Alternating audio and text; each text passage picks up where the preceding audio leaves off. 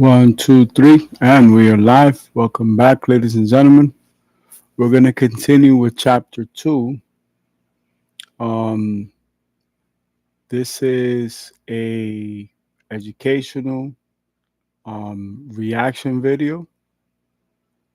This belongs to the manager's playbook, and Mr. Mauricio Ruiz. This class is based on one of his open discussions, but we're going to pick up where we left off, and we're gonna be having dinner, and then I'm gonna try to work on a. I need to work on a like a pitch deck proposal type thing, and this will give us a good opportunity. See an artist that they've never heard of is popping up on their data report, and they're going from 20,000 streams one day. Let's go to the 55-minute mark, and then we'll go from there to the end. All right. Official test start time 2 minutes, 5 paragraphs, 5 pages each, 5 sentences each paragraph, 5 words per sentence, 5 computer spaces in between. You can use your hyper scientific calculator. You can use technology. Siri, Sarah, Alexa, Copilot, ChatGPT, or DeepSeek R1 or R2. Please show the work, 5 revisions. If you do not show the work, I'm going to assume you use technology. You guys won't get credit for it. All right, so let's go to 5427 and fire away. 4 weeks of being played, and it would just climb up the charts, and that was the game back then. Like, if your song wasn't on the radio, you weren't breaking. Now, there was a few artists that were breaking out of non-traditional formats, like AAA, which was very credible. Norah Jones, Joss Stone, Amy Winehouse initially. And then these records would cross over to top 40, and they were building a college radio, non-traditional formats, and the video was very important. And it was all about the press and who wrote about you, Spin Magazine, all of that stuff was gatekept. But they were talking about a few people. So if Rolling Stone was writing about you, if Spin Magazine was writing about you, if you were performing on certain late night TV shows, and all of these things are happening at the same time, and then your song was going to radio, you could break an artist back then. Mm-hmm.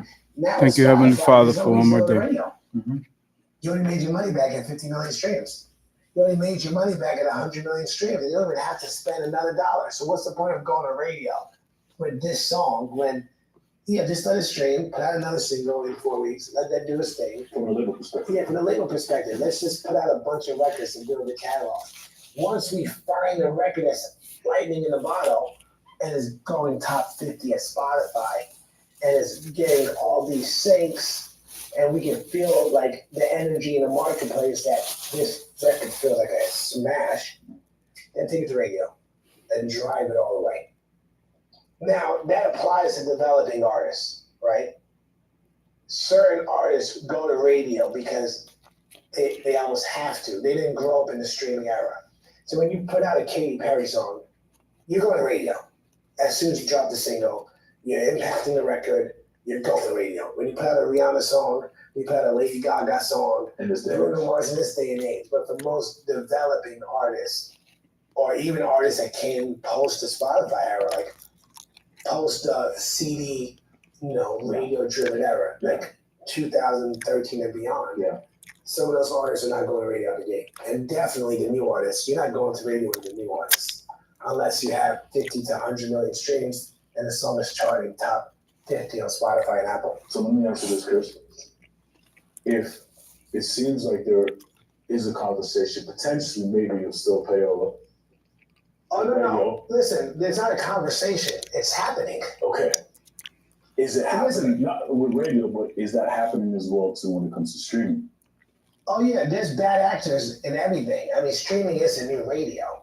So there's 100% foul play happening with certain records at radio. Mm-hmm. I mean, I'll put it like this. I know how much it costs to take a record top 40. Okay. And it doesn't have to be a good record. And if I had the money, I could take any single record I want and put it in the top 40 today, in any format. certain amount, but you have to hire indies, and you got to pay them, and they'll get your record into the top 40. How much that cost? I mean, for urban mainstream, $50,000. Okay. Okay. Your record's in 50,000 the a top song. 40. Another $25,000, you're getting into the top 20. Now it comes down to research. Now the record has to be good enough for it to continue moving up the charts. But sometimes people just want the chart position for the story. Right. You know what I'm saying? Now, if the chart action isn't actually moving streams, it's hype. You're just paying for play for the sake of charts, Billboard. I don't know, maybe you're trying to get a publishing deal, whatever. But if it's actually moving streams, because people are sometimes trying to leverage, you know, chart position, radio, because radio still pays out performance royalties. Most of the income in publishing is through performance, like radio airplay. So sometimes for the sake of just getting the publishing deal, you may just want to take the record to radio if you're a strategic manager or a strategic production company who also has the publishing rights, because you can leverage that chart position to go get yourself your money back in a publishing deal. If the song is a hit and it's driving up the charts and getting into the top 10, another 25 to 50 grand could probably take the record all the way. And then it just comes down to the record being a hit. So for about 100 to 125 grand, you can take your record to number one at urban mainstream radio. If you take it to number one, then you want to cross Then you're gonna cross it over, and it's the same thing that happens because a lot of these rhythmic stations lean urban. Like rhythmic radio, it's, you know, it's Chris Brown, it's Doja Cat, it's Kehlani, it's Ty Dolla $ign. It's a lot of the records that you see on the urban charts are also the same records you see on the rhythm charts. And a lot of the indie promoters that are working urban radio are also working rhythmic radio. So there is also the same dynamic of, you know, play that goes on in terms of trying to move your record up the charts. Now you can't buy a number one, but you can take your record to top 20 if you have a certain amount of money. Yeah. Sure. Yeah. And that happens at radio. And at the end of the day, Streaming? everybody plays to win. Yep. You can get this fixed now and pay later. It's good that we kind of go over this a little bit, because this is where the triangulation stuff comes into play. You are in this industry, you understand this. When people outside of the music business or the music industry want to tell you, yo, my artist is streaming, my artist is doing this, and you, the person in the business and in the industry, are a gatekeeper. You're letting people believe this narrative, but you know this to be true at the end of the day. I approach you trying to do business, and you're hitting me with the same lullaby, knowing that we both know this is how it works. They're telling you literally, you want a number one? It's going to cost X amount of dollars. It's actually cheaper now from the figures that I heard before. But this is just an example. So, reality versus the fantasy, which one is better? I'd rather have a successful business and a successful company. Independent promoters, because So the same people doing urban, they're doing rhythmic music. then you're gonna cross it over. Then you're gonna cross it over. Look how they're pushing the A lot records. of these rhythmic stations lean urban. Like rhythmic radio, it's, you know, it's Chris Brown, it's Doja Cat, it's Kehlani, it's Ty Dolla $ign. It's a lot of the records that you see on the urban charts are also the same records you see on the rhythm charts. And a lot of the indie promoters that are working urban radio are also working rhythmic radio. So there is also the same dynamic of, you know, play that goes on in terms of trying to move your record up the charts. Now you can't buy a number one, but you can take your record to top 20 if you have a certain if you have a certain amount of money. Yeah. Sure. Yeah. And that happens at radio. And at the end of the day, Streaming. everybody plays to win. It's music business. It's the music business. It's been going on for 100 years. Yeah. And you know what? That's why they call themselves independent promoters, because the labels don't do it. But the labels hire people who are going to get you the result. And at the end of the day, All the don't ask, labels. don't tell. Yeah, Crazy. labels are playing to win. Now, when it comes to streaming,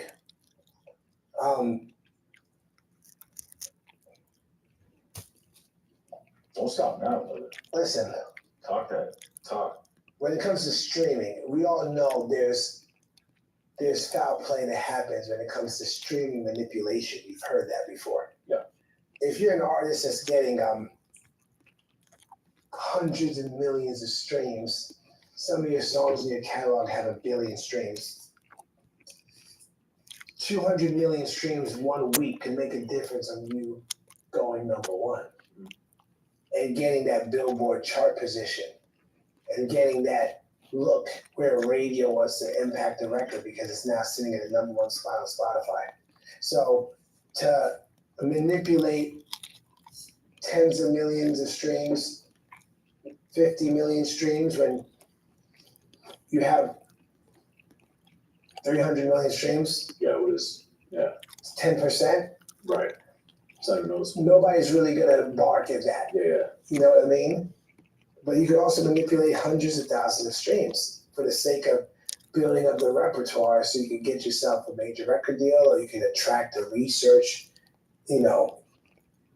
algorithm. Because, there's a portal that major labels and independent distribution partners, they all get the same data. So it pops up on their research screen. They pick up the phone and they're calling you because you're doing X amount of streams a day. 200,000 streams a day. You can manipulate those too for the sake of just building up the fanfare to get yourself a deal if that's what you're looking for. And the labels will jump on the bandwagon when they see an artist that they never heard of is popping up on their data report. And they're going from 20,000 streams one day to 40,000 streams the next day to 60,000 streams on the third day. To the next week, they're getting 200,000 streams a day. And yeah, you could buy 10 to 40,000 of those streams just to make it look good. It's funny. I mean, I know companies who do it. I know a lot of companies who do it. Really? I know exactly who to hire. Really? Yeah, I could take Have you hired any. them before? Have I hired these companies before? Okay, so I have hired independent marketing companies to promote my records. Okay. Don't ask, don't tell. And they would do advertising strategies to get me streams. What does that mean? Advertising strategies to get my streams up. You tell me. I don't ask, I don't tell. I just know I get the result that I'm looking for. You know what I mean? And these are independent marketing companies, digital marketing companies that service Spotify and help build your Spotify campaigns. And they do the, release radar marketing, and they run advertising on Facebook and Instagram where, 30 seconds of you streaming an advert counts as a stream. So they have very strategic marketing tactics to get you those extra streams that you may need that week to either build momentum on a song, to crack the, viral charts. But absolutely, everybody knows how to play that game. Everybody in the record business. We all understand that this is the business. Why do people have these meetings and they act like they don't see that this is happening? Has been a part of. Explain that to or me. has seen their company cheat. So if you hear a conversation in a meeting about promotion for indies,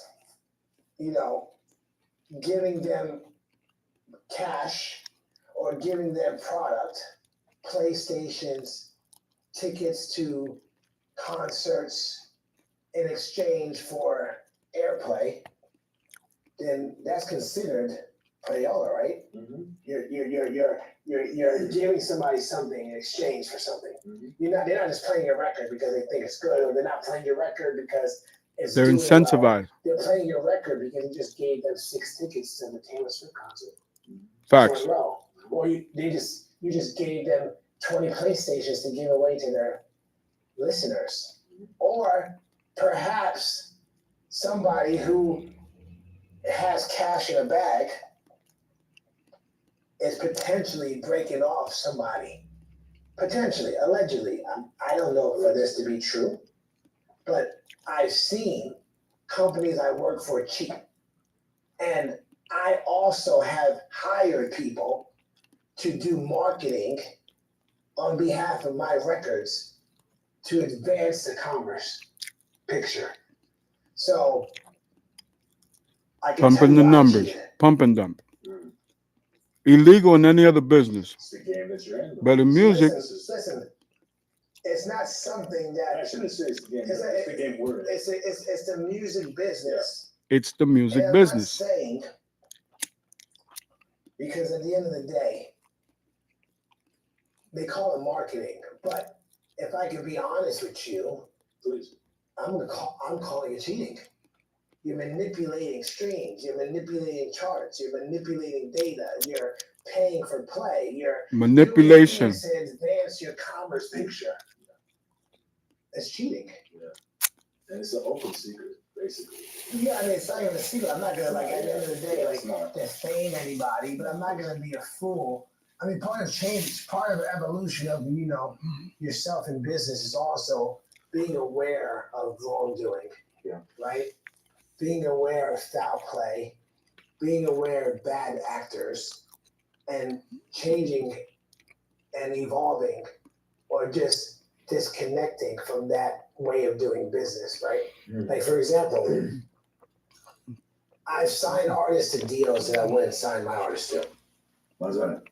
As a record company executive, Yeah. I've signed artists to deals because I work for the record company, but that I wouldn't let my artist sign. So what does that mean?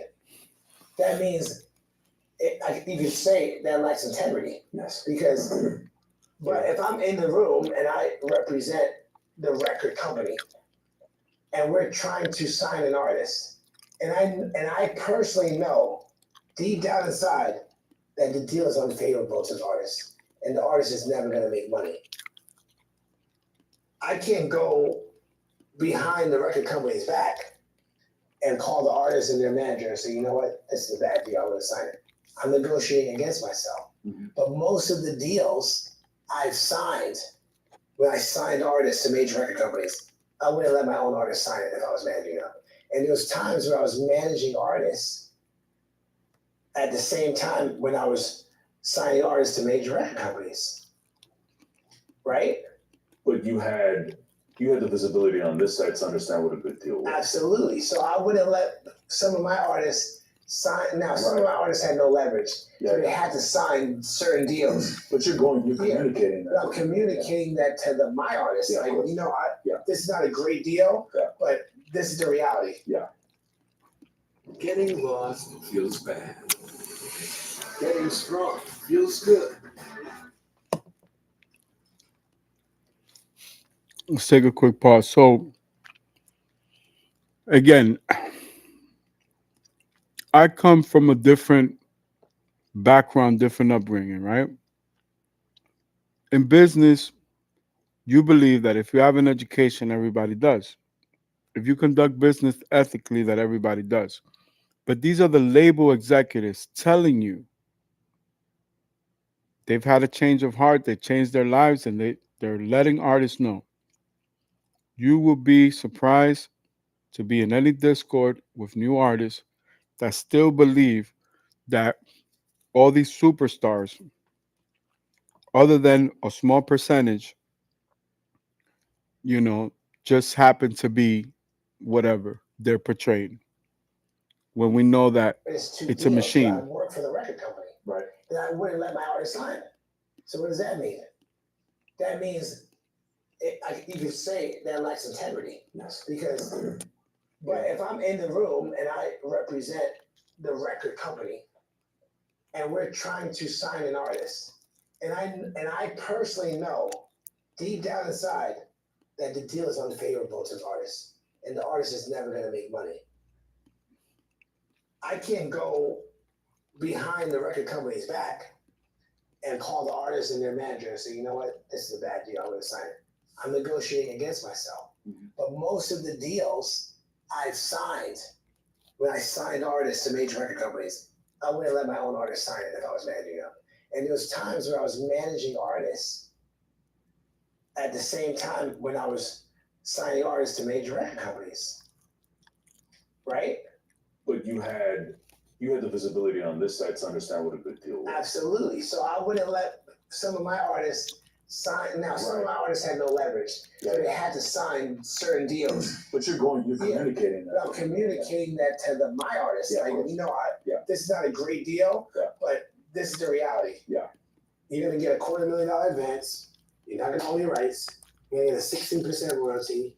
I can probably make you some more money on a publishing deal, but we're going to have to tour, or you're going to never make money on your royalties. Right. But the artists that I developed that would have leverage, I wouldn't let them sign those deals. I would actually tell them, I would never let you sell your masters. You have to have 70% of the profit split. It has to be a no distribution fee off the top, Mhm. and I need a reversion. True profits. Yeah. So what I'm saying is, you know, there comes a time in your life where you have to and when you have information, you know, through experience, through trial and error, you have to determine which side you want to be on. And that's why I left the major record company system, because I don't really believe in the deals that they do. And I can't really align with them. And secondly, I can't align with the music that they promote and market. Because from an integral standpoint, I can't stand behind anything that's not going to glorify the light anymore. So I found myself in very compromising positions creatively and professionally, where I'm signing, promoting, and marketing talent that is putting out music that's destructive. Bars. And we're capitalizing See? off of it. He found God. I'm getting bonus off of it. I'm making That's the power of God. off of it. That's the power of God. That's the type of it. person that I would do And business at the end with. of the day, I don't believe in the messaging in the music. And whether you like it or not, if you're running a record company, if you're running A&R, if you're a senior executive in the business, you have to be a part of everything that the company is exploiting. Right. So you're guilty, not by association, you're guilty. And I just couldn't compromise my integrity anymore, serving a principality that puts out We found God. music and artists that are destructive. And the only way for me to control what I work on moving forward is to be completely independent, or to pick and choose the artists I want to work for. So that's the main reason why I'm outside of a major record company. And I can't back it. And it doesn't Much matter respect. how much, unless the company wanted to drop all the repertoire that's destructive. I'm not going to say names of artists, but I could never run Epic Records. I could never run, you know, I was at Epic Records and I was in line to potentially run the company. Like, I'm not gonna, this is not rumor mill. I mean, I was very close to L.A. Reid. I was his right-hand guy. And L.A. Reid was going to make me the president of the company. And I was probably one of the best creative executives at the company at the time, and had a very dear friendship with L.A. And, you know, I couldn't do that job. You knew at the time? I was in spiritual warfare. I Ooh, just knew bars. that even though Spiritual it was warfare. my dream to run a major record company, now that I'm in the light, meaning now that I see in the dark, and I see what's going on, and I see how important it is for us to be accountable to the decisions we make, the music we exploit, the artists we promote and market, I couldn't compromise my eternal life in the Lord Jesus Christ, because I'm God fearing. I believe in being as light as you can and promoting positivity without compromising and selling your soul and just looking to the left when you know you should be going right. So I had to bow out Bars. because I just couldn't Bars. evolve any further. You I found know God. too much information. You I found see God. too much and I know too much. And I couldn't play in that pond anymore. What made that change happen? Well, I've always been, I've always had a fear for God and like trying to do the right thing and be as righteous as I could be and you know, reap what I sow. Mm-hmm. And I just realized that the people I idolized when I was a young kid were the people that represented themselves in the way I would want to represent myself. Yeah. So it's like God says, be careful what you wish for because you might just get it. Like God put me in a position of power at a young age and seated me next to some of the most accomplished executives in the music business. And the things I seen and heard, and it was also a part of by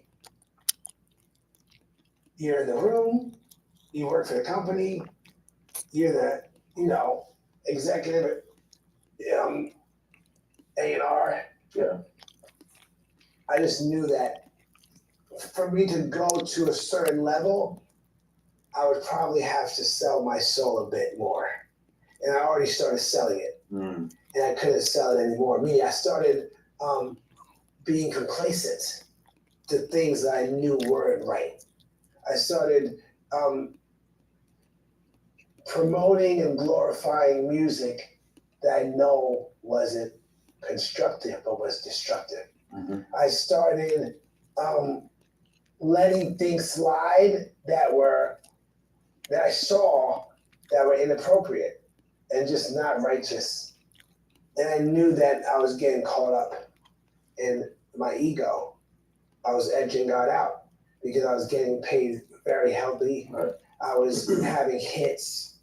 I A lot of success. Yeah, lots of success. Yeah. And I was put in a position of power and opportunity that was going to continue growing as long as I wanted it to grow.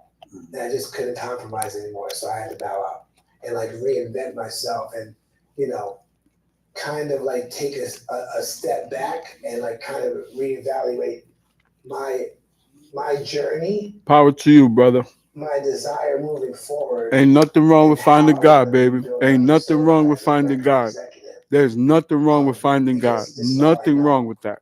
Don't be ashamed. Don't let people put you down. My church is in my heart. My faith is inside of me. I could be on the floor praying. No problem. Some people understand. Some people don't. I can't disappoint my Heavenly Father. And when you know you're in a position Yep. where you're doing things that aren't righteous, a lot of people are in the dark and they don't know. They find their salvation and they get on their knees and they pray and they're forgiven. I knew. I was, raised in the church. I gave my life to the Lord when I was 17 years old, and everything changed for me. I started having success, Yep. early in my career. Praise I God. put together Upon the Replay. I gave it to an undeveloped Robin Fenty. The girl was 16 years old when I gave her Upon the Replay. And our lawyer, Scott Felcher, the same lawyer who negotiated Money Long's huge deal this decade, was the same lawyer who shocked Rihanna and signed her to Def Jam. So I gave Rihanna Upon the Replay, had a huge piece of the record. No, when I was 21 years old. Oh, sorry, she was 17. I gave my life to the Lord when I was 17 and, got into the business, was interning for John Houston, interning at Def Jam, then got a job as an assistant. And while I'm an assistant, I'm, meeting everybody from Kanye to Jay-Z to Damon Dash to Irv Gotti and I'm putting together records and developing Dream talent. team. And I'm just like in the mix, heavy. And I developed this songwriter from Jersey, and I introduced her to my neighbor, Veda Nobles, and he gives me a bunch of instrumentals. And out of like 15 instrumentals, I picked this Culata rhythm, and she writes the song while smoking a Newport cigarette while I'm in her car. Come, Mr. DJ, pon the replay. And I tried to get her a record deal because I just wanted to be in the record business. So I didn't care if I was managing you, if I was publishing you, if I was signing you to my own label at the time, Cristal Entertainment. I started my own company when I was 19 years old. I called it Cristal Entertainment because at the time everybody was drinking Cristal, and my name was Chris. I said Cristal Entertainment. Nice. I didn't know anything. But I just wanted to be in the record business. So I tried to sign Majesty and get her a deal. Nobody wanted the record. Everybody told me the song isn't a hit. So I was getting some advice from Scott Felcher, my lawyer, and he told me about this girl he just started representing named Robin Fenty, and he was representing her. He was representing the production company, Sturkin and Rogers. She was living in Connecticut at the time. And he was also representing Jay Brown at the time as his attorney. So it was very easy to shop her to Jay Brown. And Jay Brown heard the demos and loved it and signed her the day he met her. I didn't know what that meant until Pon de Replay became a #1 record. And the first royalty check was like $60,000. And I remember I'm like, damn, yo, we're rich. And I moved out of my parents' house and got the most expensive apartment in Hoboken, New Jersey. And I just started signing talent. I was a manager, I was a label, I was an A&R guy, and I was just moving. And I helped develop this girl in California. I came to California when I was like 22 years old for like 2 months. I paid my own way because I had some money from Pon de Replay. I met my dear friend Sam Nafu. He was working with this artist, Angela Villa, and we developed her. And then I shopped her for a record deal. And the day I met Jason Flom, he signed the artist. And he's like, would you ever do A&R? And I said, what? He's like, I just love your energy. Because I was like her manager and her hype man. And he said, but you can't. I said, but what am I going to do? Because I just started managing this girl. I got my first royalty off of Pon de Replay. I'm feeling myself. I got a little bit of cash. The day I meet Jason Flom, he offers my artist a record deal, and he offered me a job. And I was 23. I just turned 23 years old. And he offered me $80,000 a year. And I said, what? Never ever stop reaching for what makes you feel whole. It goes to show you everything was good, gave his life to God, had the success, got the job, got the deals, and he started making more money, more money, more money. But the happiness wasn't there. The sense of completion wasn't there. A lot of things were not ethical. He started his own little companies, managed his own artists. So he said, you know what? I'm going with God. I'm going over here. And that's how I'm going to do it. Honorable, respectable. I admire that. It's a blessing. I pray everybody has that moment. I'm not here to preach religion. I'm just saying. Ain't nothing wrong with finding God, baby. Nothing wrong. You know? That money from Pon de Replay, and you're gonna give me $80,000 a year, and I'm 23 years old, so we left a meeting. I talked to the artist and my partner. 2000. That was 2006. Oh, 2006. 2006, because Rihanna, we put out Pon de Replay in 2005.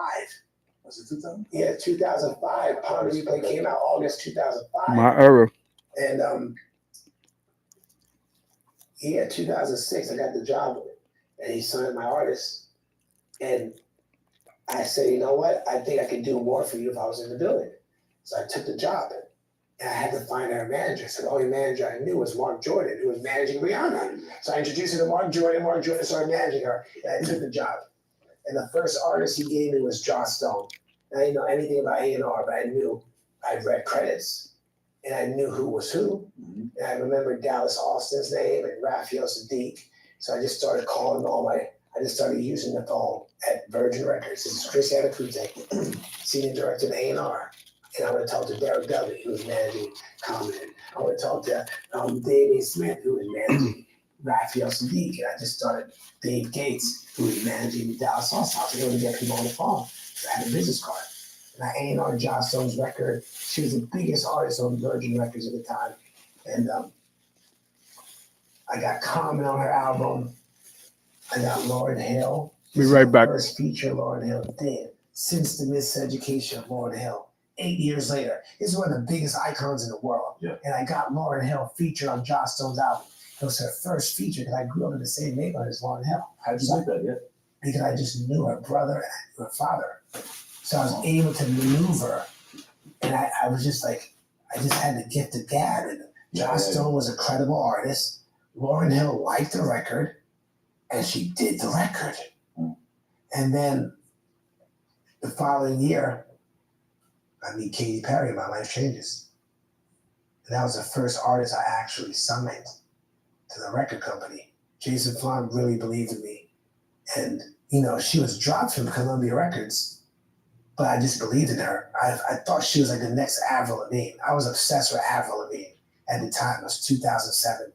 And I remember Avril Lavigne was like the biggest pop rock female in the world. And I was obsessed with that record, Complicated, and I'm With You, and Skater Boy. I always said I'm gonna sign my own Avril. You know, I was young. And when I heard Katy, it just felt like Avril, Alanis Morissette. And I grew up listening to all that pop rock music growing up. So that was the first artist that I actually signed. Wow. And my life changed. Every single record we put out went number one. 10 number ones in a row. Every single song went number one. I Kissed a Girl, Hot and Cold, Waking Up in Vegas, Thinking of You went number one at Hot AC Radio. California Girls, Teenage Dream, Firework, E.T., The One That Got Away. We ended up tying Michael Jackson with the most number ones in the history of recorded music on one album. Until this day, Katy Perry holds the record with Michael Jackson, Dad, with the most number one records in the history of recorded music on one album. So every single song went number one. It was like, I just couldn't believe what was happening. And again, I'm going back to the story. I gave my life to Christ when I was 17 years old, and God blessed me. So from Rihanna Upon the Replay to Katy Perry, by the age of 26, 27 years old, I was just like, everything Is working. Right? is working. You know what I mean? And then I started building my ego. That's what I was going to say, because it's incredible success, and it is amazing, and kudos to you for that. But then, if you have that much success, it quickly in your mind could be, well, the reason is me. Yeah, you This know is what? why it's working, because of me. Yeah, I was always humble. I was very humble, man, because the truth was, Oh, you said you were getting your ego. you know, I was getting my ego, like, you know, I was making money. Everybody knew my name. Yeah. My best friend was a huge pop star.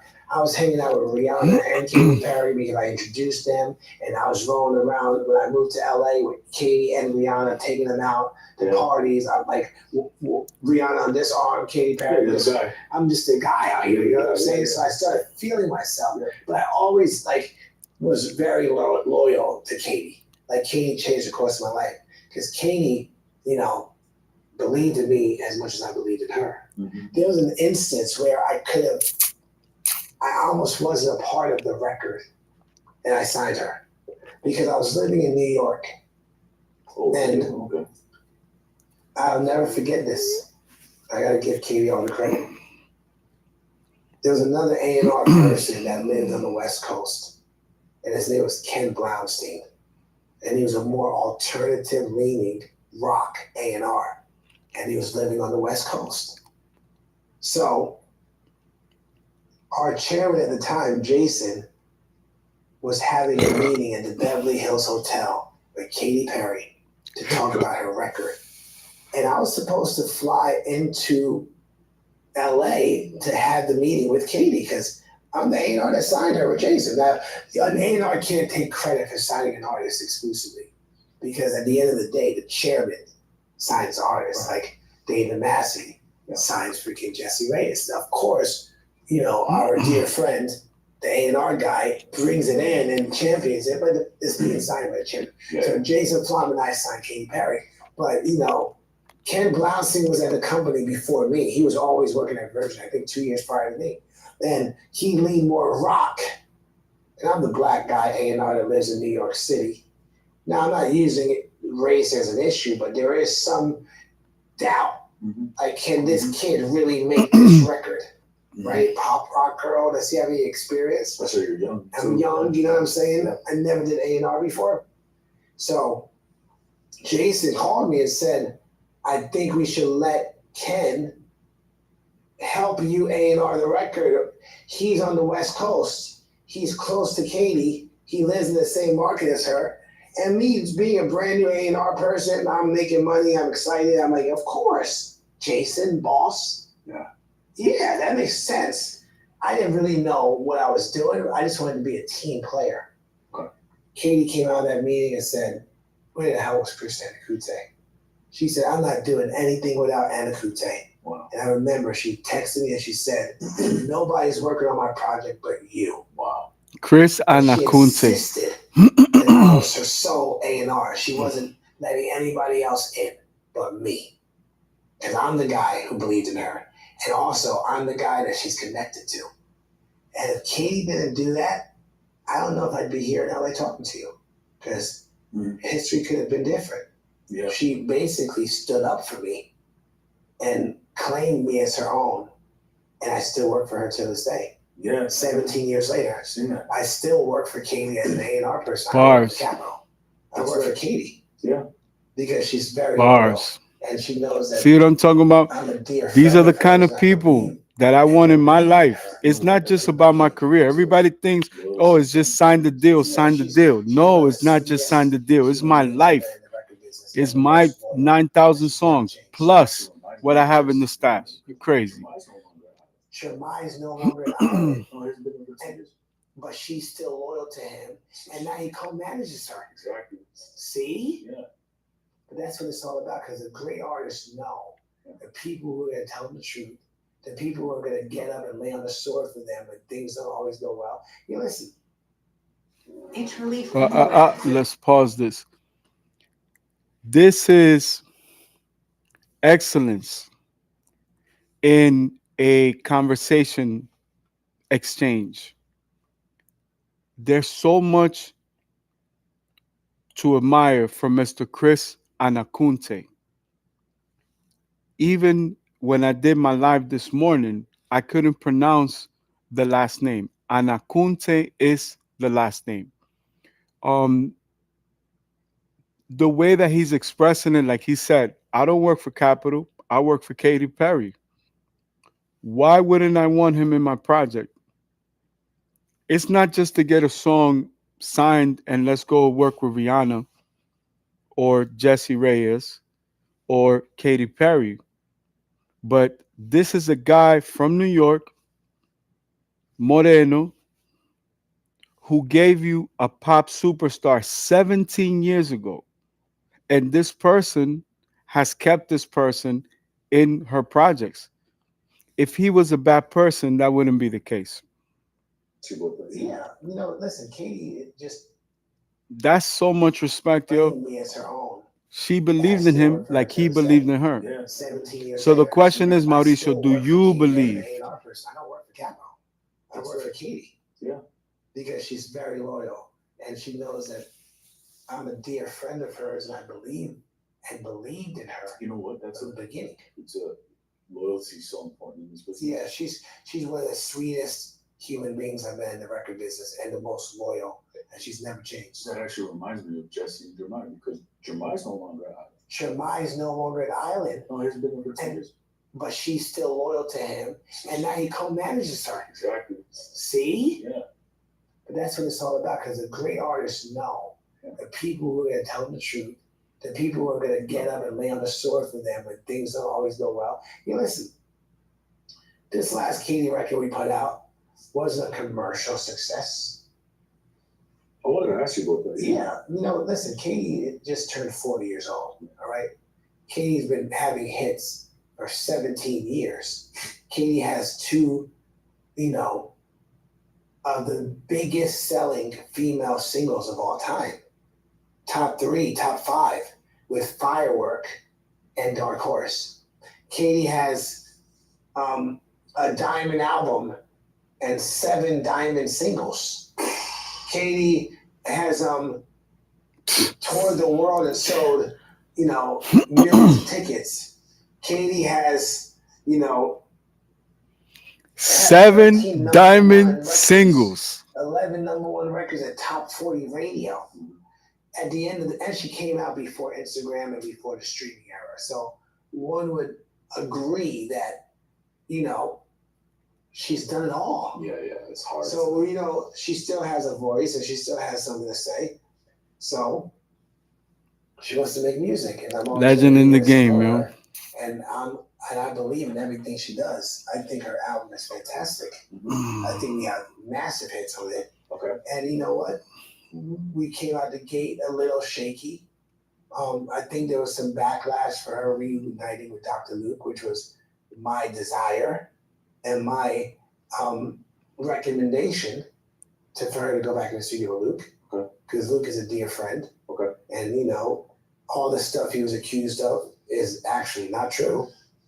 So I just thought it was a good time to reunite them after 10 years of not working together. And every single he's ever done for her was number 1.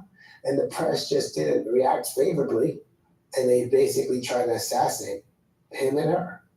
But we're very excited about the record we made. She obviously, put out amazing singles and videos. And now she just launched a tour. And every tour date's selling out. For sure. You know what I'm saying? And she sold her catalog for the press is saying $250 million. The Right. biggest catalog sale for a frontline artist, more than what Justin Bieber sold his catalog for.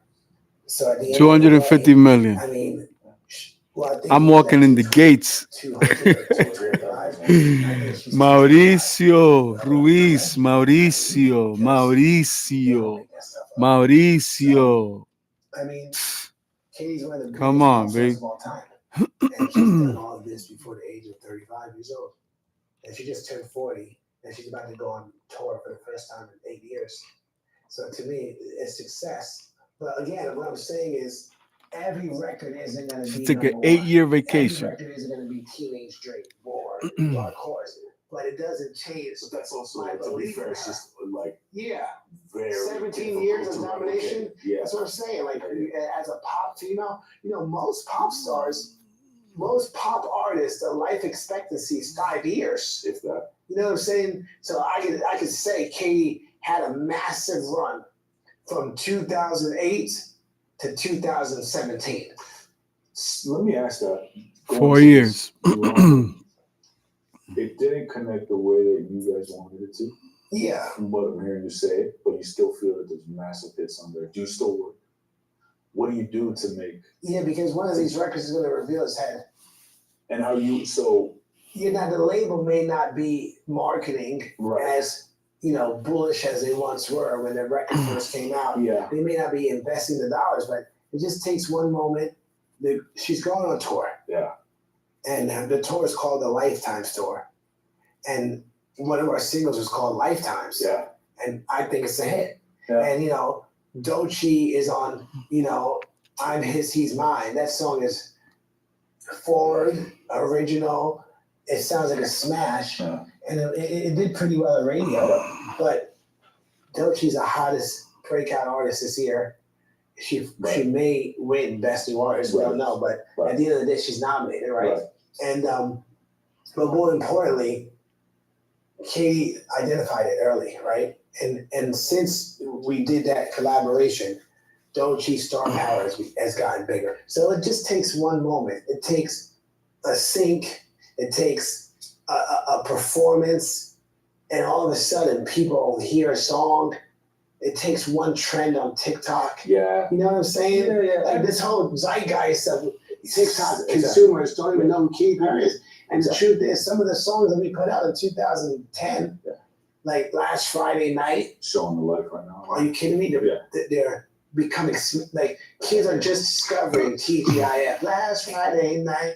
Kids are just discovering the one that got away and some of those massive records from 2010 because they never even heard Katy Perry or knew about her because she was pre that era. So it just takes a moment, and Katie's, has so much resilience and such incredible work ethic that she's going to continue making music, and she's going to make another album. It shows, and that album actually may win a Grammy. It shows, yeah. And I would say too that it's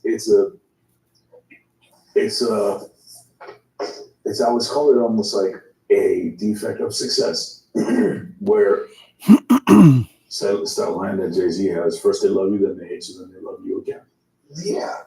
Katy Perry was so incredibly successful that I think it's just the thing to do to hate on her. To hate on her, yeah, to knock her down. That's just not even really merited for any reason except because the success was so massive, historic. I mean, listen, I'll tell you for sure that I will never be a part of that type of success. It's impossible with just the way the industry has changed and evolved, technology, AI. There'll never be another artist that has 5 number 1 Hot 100 records on one album. I mean, Katy has 7 diamond singles. That's you know what I'm saying? In the U.S. Like that's huge. Yeah. So those days are over, and I'm so grateful to God that I got to play a role in history, because I could say that I, next to the A&R of that Michael Jackson record, A&R did 2 most successful commercial records in the history of recorded music when it comes to Billboard Hot 100 standards, chart position, which was a huge, scorecard for years before, the rules changed with Billboard and streaming came. But that was a business. It's your song number 1 on the Billboard charts, and we had 5 in a row. Wow. Next to Michael Jackson. So to me, I'm just grateful that I got to be a part of that. And Katy did it. That's Katy Perry. Yeah. And nobody will ever forget it. Catherine Hudson, she made history. I mean, Beyonce didn't do that, all due respect. Rihanna didn't do that, all due respect. Taylor Swift didn't do that, all due respect. Katy Perry and Michael Jackson did that. But to me, good shit. I like this guy. She's still sweet as, apple pie. She's still the same OG, that young girl from Santa Barbara that dreams. She's still normal, very normal, never changed anything about her. So, bars. I'm going to always work for her as long as she allows me to. He still 2025 will work with her. Yeah. How does a new artist navigate this business to gain success? Well, let's talk about massive success, global superstar. Well, it's a fan acquisition game now, right? So you got to acquire fans. Okay. And the idea of what's most important now is volume. Volume. Merge with quality of music. You have to have something original, right? You can't sound like everything else or everybody else. You got to sound like an individual. You got to sound unique, most importantly. I mean, great songs are your perspective, right? What I think is great may not be what you think is great, but we all know something that stands out that's different. There's a girl named Lola Young who's having a breakout story right now. She signs Island. I remember hearing her 3 years ago, just posting video clips on TikTok. And there was just something different about her point of view, her perspective, her lyrics, what she sings about, her look, her tone of voice, and now it's working. So I just think for new artists these days, it's like a startup. You got to know that one, it's going to take 3 to 5 years for you to build your business. And the first 2 years are going to be lost leader years where you're not going to make money, but you're going to be building catalog and acquiring fans. And then you're going to hit a threshold where it's going to start independently. Yeah. Yeah. When you say acquiring fans, like email? When I say acquiring fans, like you're building a loyal fan base and you're retaining them and they're growing and they're following you and they're responding to your media. They're buying your tickets. They're buying your merch. They're interacting with you. You could tell when an artist is building a fan base because everything they put out is getting action, right? Every song they release is getting X amount of streams, millions of streams. Like it's not like they have one song that has 10 million streams and then everything else has 100 grand. Mm-hmm. Everything is consistently streaming. There's no hit. There may be a huge record in their catalog, but everything is doing well. Mm-hmm. And you can tell that they actually have a fan base, and they're building a fan base consistently by, one, releasing material every so often, not 4 songs a year, like 10 songs a year, maybe 1 or 2 each. 10 songs. Maybe a song every Tried 4 or 6 2,600. weeks. They're consistent. 973 for 2025. Dude. Contextualizing Still got a few artistry months. and building a fan base. They're going live and they're setting up, meet and greets, even like digital meet and greets where they're. What makes me feel unstoppable? Again, in my situation today, I reached out to Mauricio, right? And I said, listen, contractually, there's so much IP that I can't even discuss because of the VCs, and I'm trying to get a JV, right? But this gives everybody time to get ready. That's it. A year from now, I hope everybody remembers. Just 1 year from now. That's just the reality of the music business. Fans and doing Q&As. They're dropping collections of merch every so often. They're performing. They're going on tour.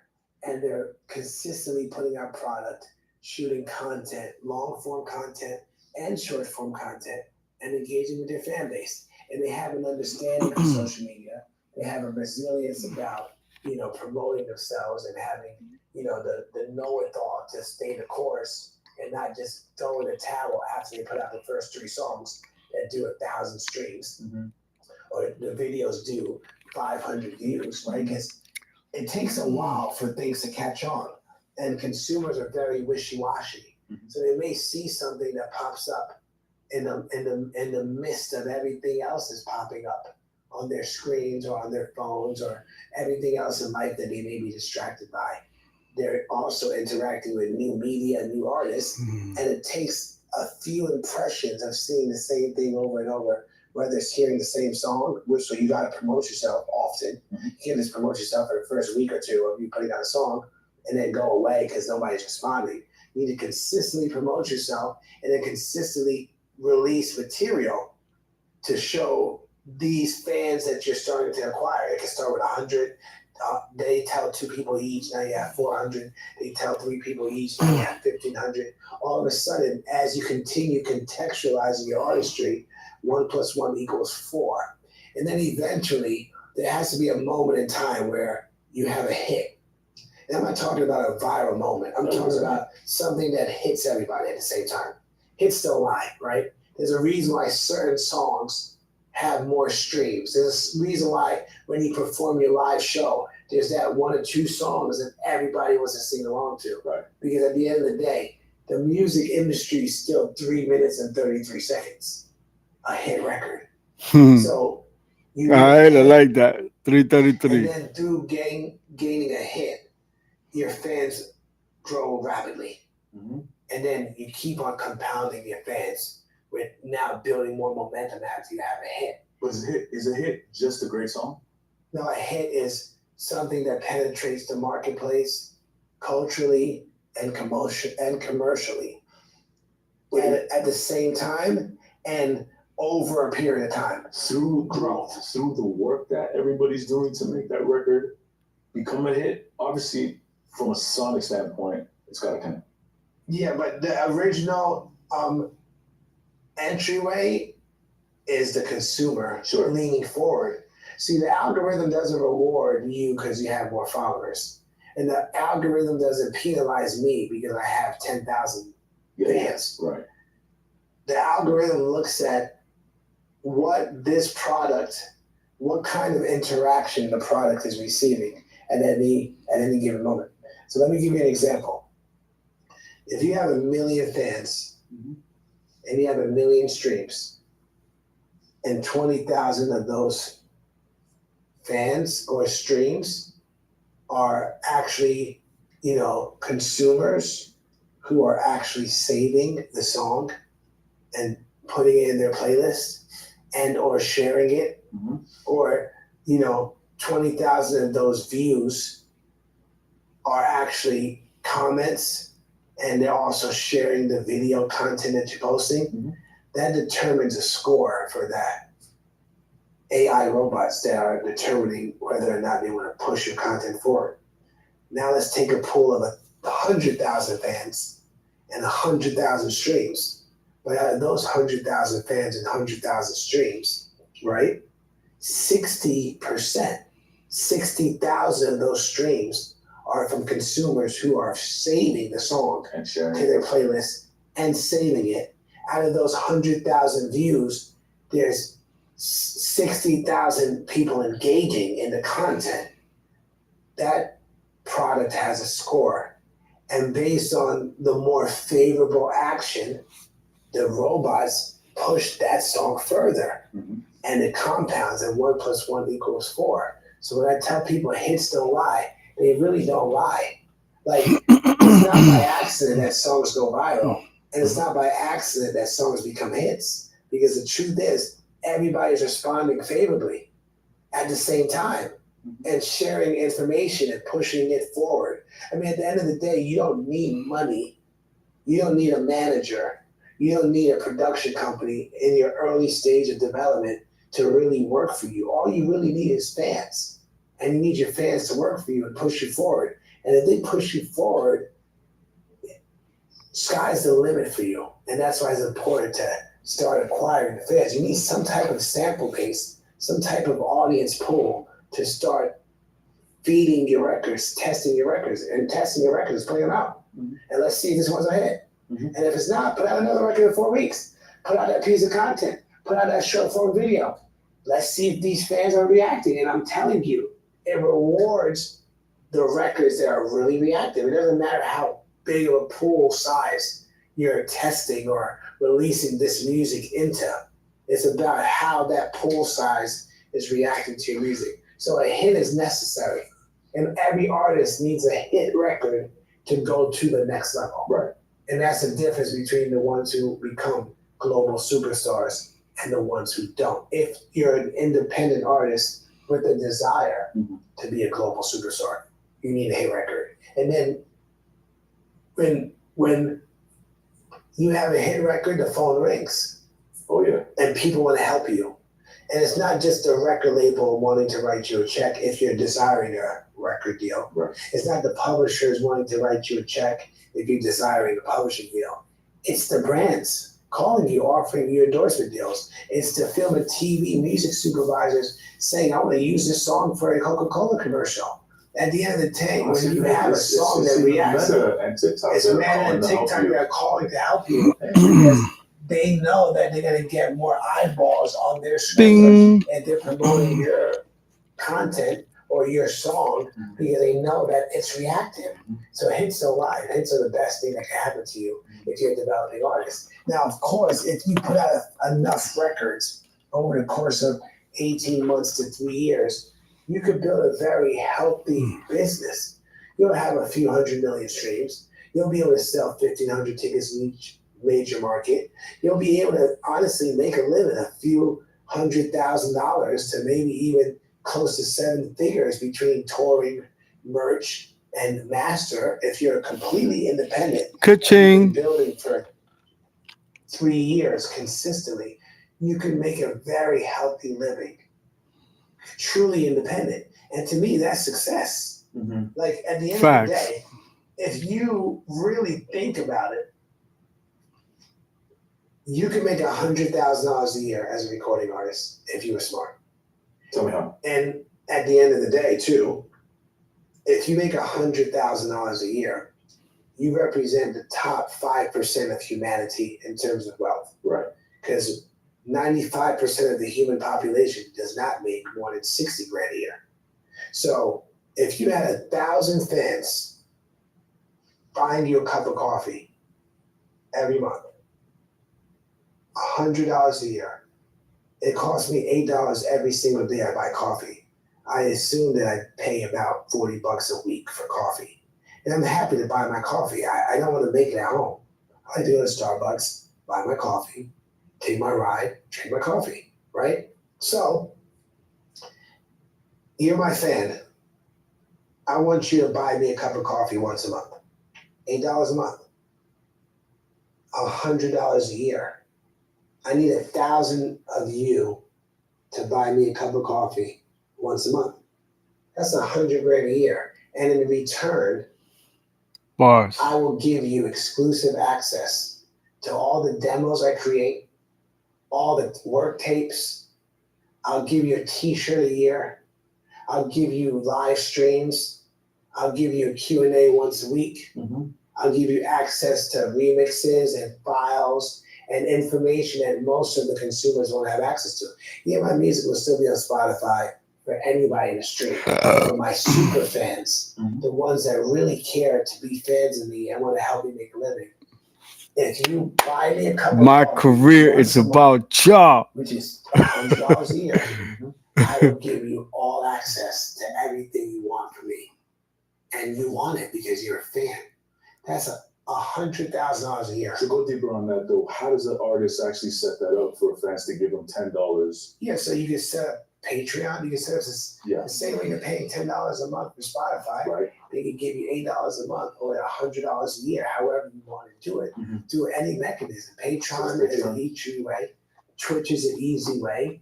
You can even set up other marketing platforms where you can collect the money through Cash App or through Venmo Mhm. by just basically setting up a direct portal where they basically pay here through PayPal.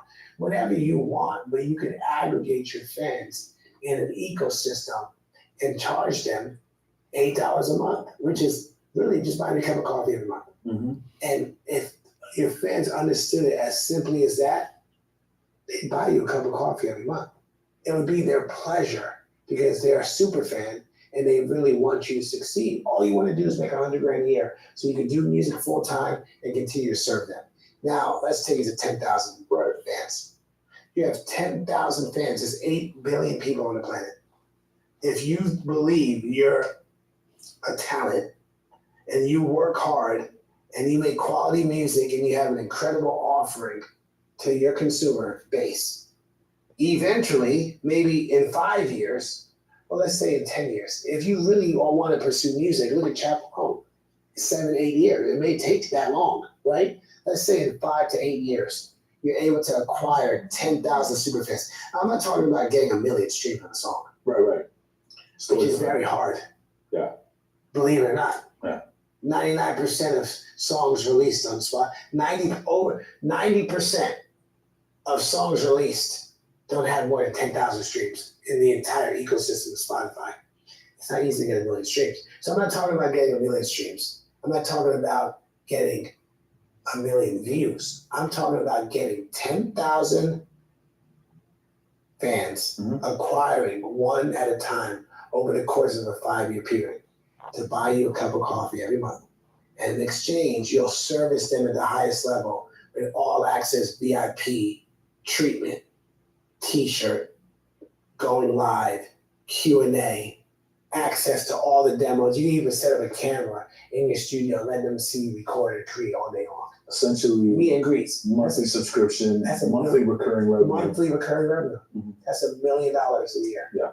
So to me, that's success. You give me, if I'm an artist and I'm pursuing the music business, That's real if I can make success. $100,000 a year, I remember telling myself when I first got into the business, if I can make a school teacher's salary, which is $50,000 a year, I prayed this prayer to God. All my dreams came true.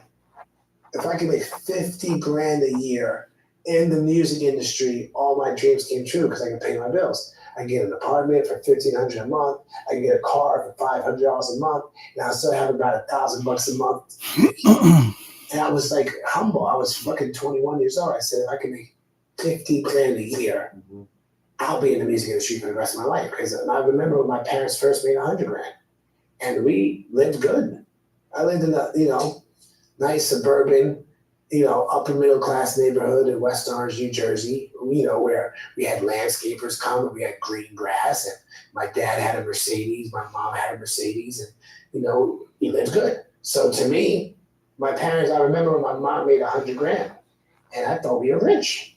I remember my dad, I remember like it was yesterday, like, yo, you make $100,000?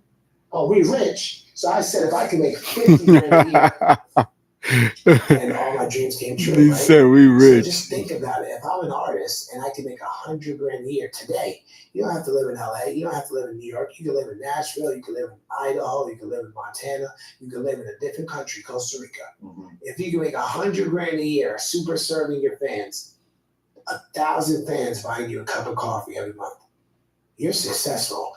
Now making 10,000 people, you're making $1 million a year. And all you have to do is engage with these 10,000 fans as much as possible to give them VIP treatment, to know that they're your super fans. And this is where the music business is going. If you look at the research with all these major music companies, they're acquiring all these fan companies. These like Weavers. That's the new meta. Yeah. The new meta is super fans. Yeah. Because they know that that's The what it's new going. meta is It's super too fans. much, opportunity and access, where it's always about like, let's monetize what we have. Let's not try to go for the let's go for the low hanging fruit. If we can get 10,000 fans, 1,000 fans, and monetize up, we can build ecosystems, different types of ecosystems around the world, and 1 + 1 = 4 versus trying to break every artist and get 1 million streams, 10 million streams, 100 million streams, #1 record in radio, spending all this money. It's about building these small pods where you're aggregating your fan base. So that's where the future is for me. And I don't think any artist in this market, 2025, should desire fame. I think you got it totally wrong, because the idea of being famous is actually immature. And with what's happening with AI, like, I don't know if those days are even gonna be here. I don't know if fame is gonna be a thing anymore. The celebrity is almost dead. Yeah, it seems I like don't it think people in many ways. Yeah, it's many ways. I think it's about credibility, it's about audience, it's about monetizing what you have. I don't think Well, it's not a centralized location where everybody's gonna watch one movie, one superstar on MTV. imagine when the Beatles played on the Ed Sullivan Show. Yeah, it was like it was amazing. 70 million people Yeah. watching the Beatles. Yeah. I wanna hold your hand. The Ed Sullivan That Show. doesn't happen. Or a major superstar like Mariah Carey Yeah, performing on the American Music Awards, Yeah. Fantasy, and everybody's watching the same show. Now nobody's watching. More people are watching Kai Cenat on Twitch Right. than will watch the Grammys this weekend. Absolutely. So it doesn't matter. So I think the idea of wanting to be famous is immature, and it's honestly you're misinformed. I think we should educate our artists to want to build sustainable careers where they own their rights. Yeah. They can leverage the ownership of their rights by making their own deals, and they can eventually sell their rights one day when they have enough commerce behind it.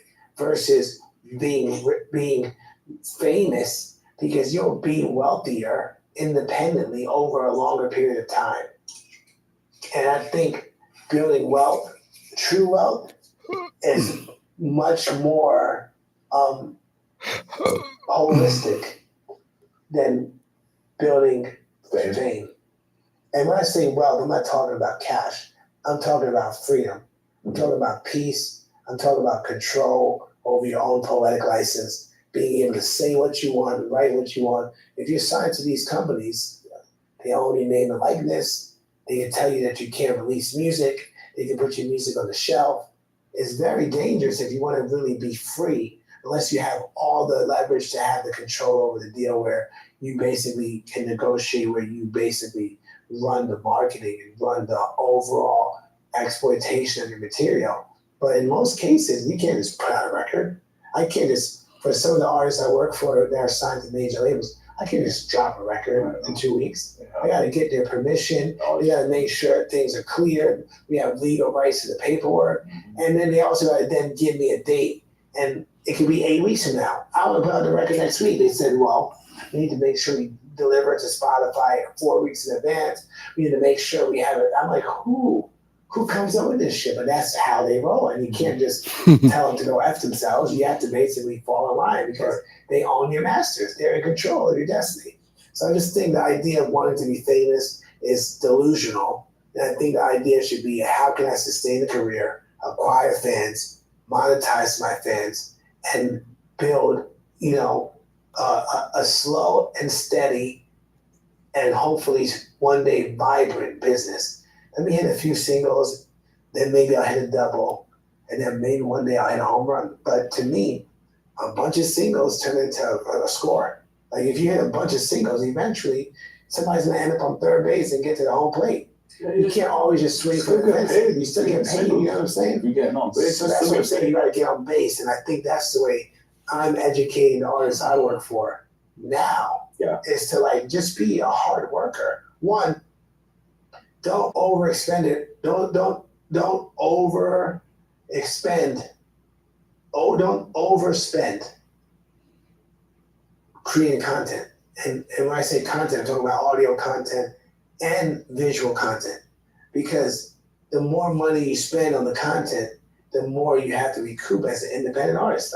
There's so many ways to make music. Go find producers that are not cheap, but give them a piece of the profits. But don't spend $5,000 on beats. Don't spend hundreds of, thousands of dollars on making an album. Don't spend, tens of thousands of dollars on studio time. Learn how to do things DIY. Shoot your videos on your iPhone. If you're gonna shoot a video and you're gonna spend more than $3,000 on it, make sure the song is actually earning that.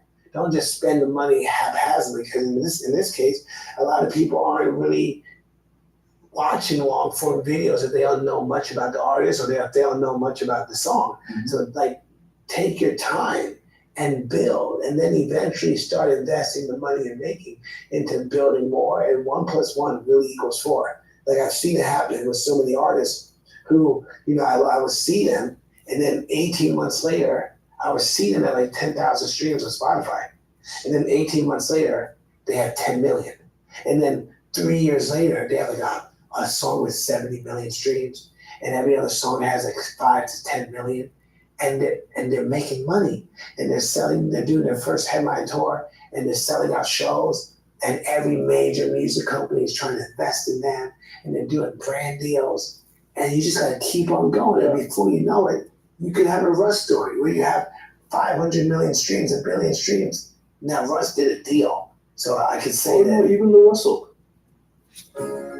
Rediscover the sense of. Here we go. We're about to wrap this up. But independence, baby. Forever, ever. Independence since 1933, baby. Oh man. This is very liberating, especially after everything that took place today, for me at least, especially after the business meeting. I had I had some very deep words for Mauricio, you know what I mean? Very deep words. And steady and hopefully one day vibrant business. Let me hit a few singles, then maybe I'll hit a double, and then maybe one day I'll hit a home run. But to me, a bunch of singles turn into a score. If you hit a bunch of singles, eventually somebody's gonna end up on third base and get to the home plate. You can't always just swing for the fence. You still get paid, you know what I'm saying? You're getting on base. So that's what I'm saying, you gotta get on base. And I think that's the way I'm educating the artists I work for now. Yeah. Is to just be a hard worker. One, don't overexpend it. Don't over expend. Oh, don't overspend creating content. And when I say content, I'm talking about audio content and visual content. Because the more money you spend on the content, the more you have to recoup as an independent artist. There's so many ways to make music. Go find producers that are not cheap, but give them a piece of the profits. But don't spend $5,000 on beats. Don't spend hundreds of, thousands of dollars on making an album. Don't spend, tens of thousands of dollars on studio time. Like learn how to do things DIY. Mhm. Like shoot your videos on your iPhone. Mhm. If you're gonna shoot a video and you're gonna spend more than $3,000 on it, make sure the song is actually earning that.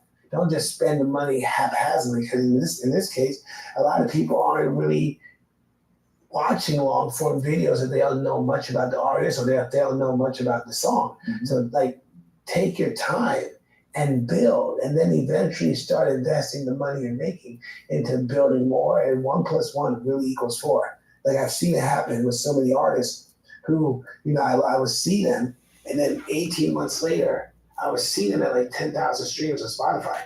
And then 18 months later, they have 10 million. And then 3 years later, they have like a song with 70 million streams.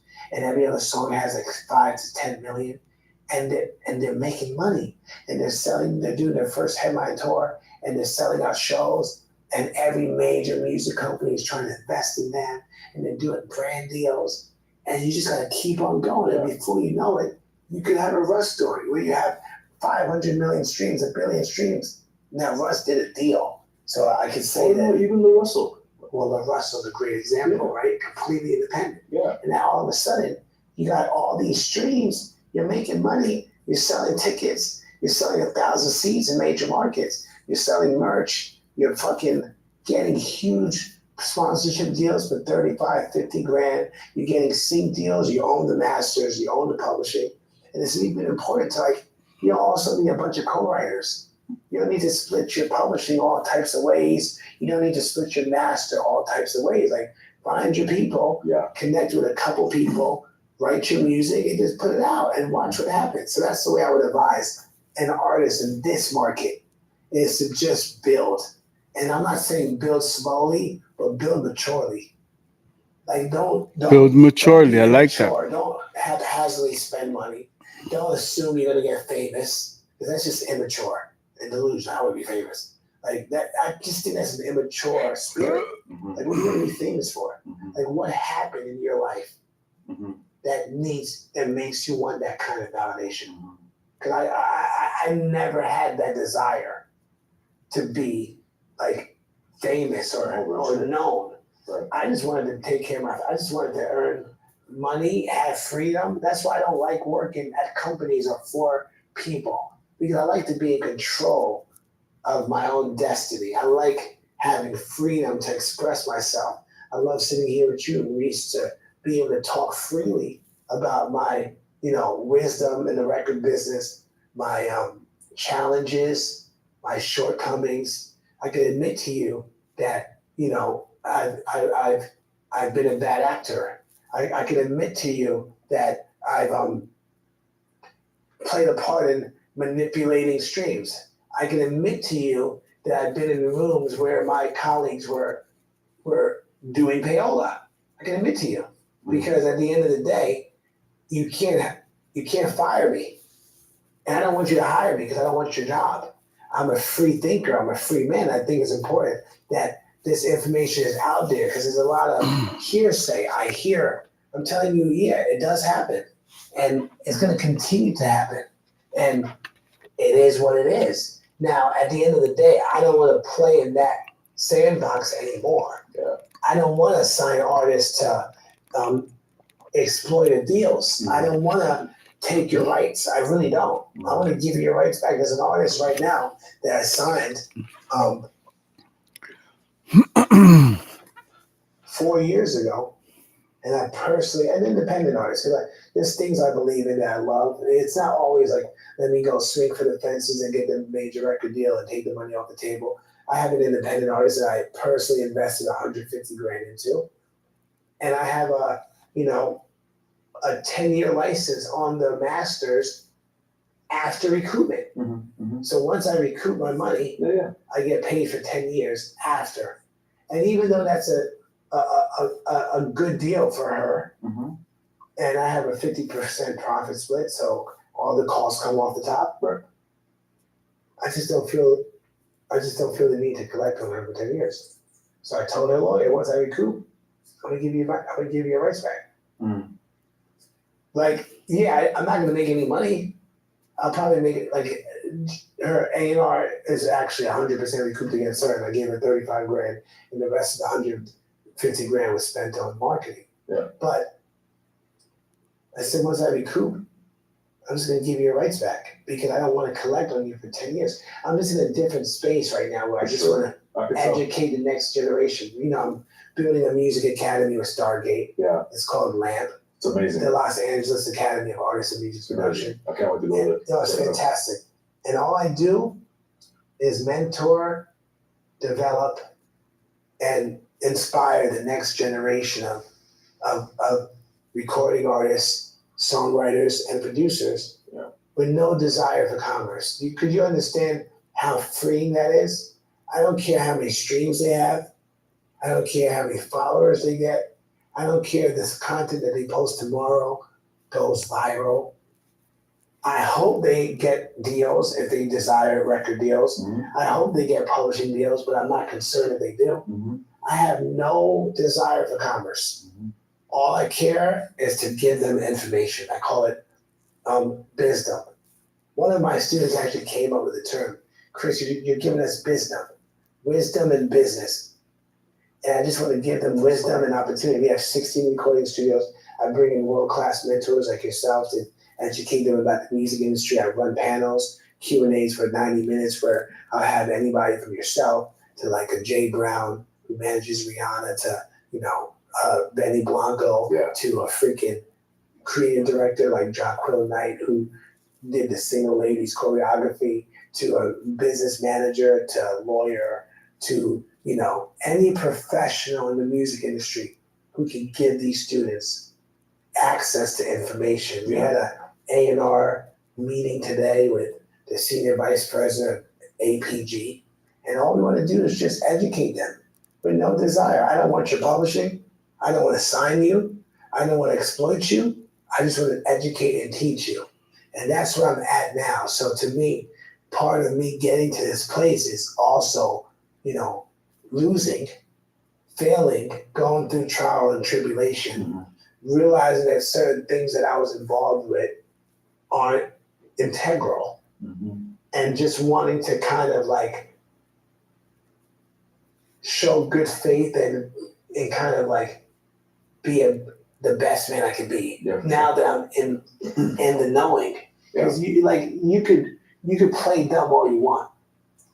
Everybody, all my peers, could play dumb all they want.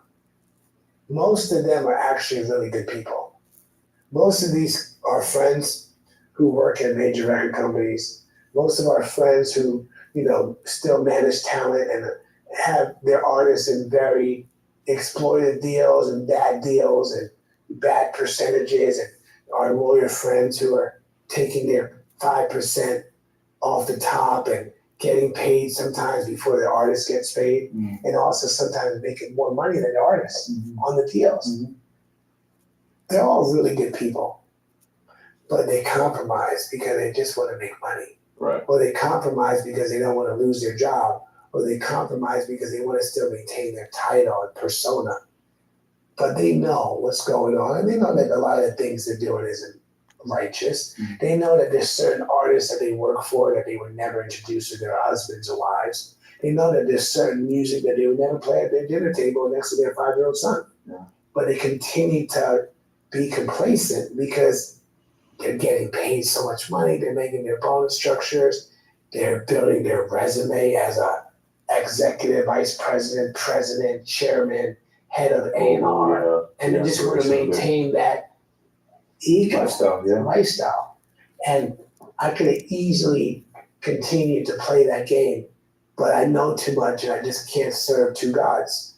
So I decided to serve the light and be in a position of service, because I am grateful for everything God has blessed me with. And I'm hopeful that this is just the start of an incredible career ahead of me. I think it is, man. Chris, I appreciate this so much, man. It's my pleasure, This has been an amazing conversation.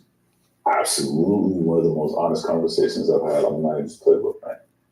I appreciate you, man. No, I appreciate Listen, they always say, right? The truth will set you free. That's a fact. And I'm free. Yeah, And I you are. tell the truth, and good, bad, or indifferent. You know, none of us are perfect. We've all come short. But I think it's important to be honest about your journey, so other people could hear you and learn from your mistakes, and also learn from your foul play, so they could also understand when they are in the line of fire, Yeah. literally, they could also rise above and try to do the right thing moving forward. Appreciate you, man. Love you, bro. I appreciate you. Thank you. Thank you. Yo, that was It's Matt. so needed in my universe. Mauricio, you're going to wait on the business plan till tomorrow, because this right here is something that I'm going to share with my children, my grandchildren, my loved ones, my peers, my colleagues, my fans, and my business partners.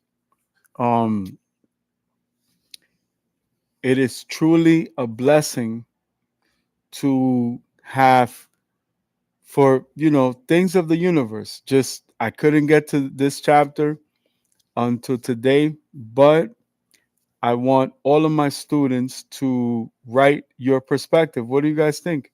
And what advice would you give me if you found yourself in a situation like myself, negotiating this deal? I love my family. I love all my loved ones. I've put everything in God's hands, and that's it. I don't think about it. I just want to be a regular person. Today I watched TV. I watched a few movies. Tomorrow I'm gonna go see Fantastic Four. God willing, God first. If I can't see it tomorrow, I'll go see it on Wednesday. But that's it. Love you guys. Have an amazing evening, and we'll see you on the next one. Faster than you could do this.